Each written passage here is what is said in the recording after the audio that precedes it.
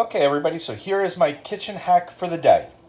If your knife is a little dull and needs to be sharpened and you don't have a sharpener at home or you don't have a steel, take a good stoneware mug, flip it over, take your knife on a 45-degree angle and rub it across the base of the mug.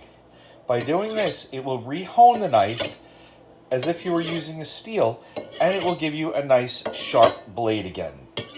So that is my little kitchen hack tip for the day. Have a great day, everybody. Bye.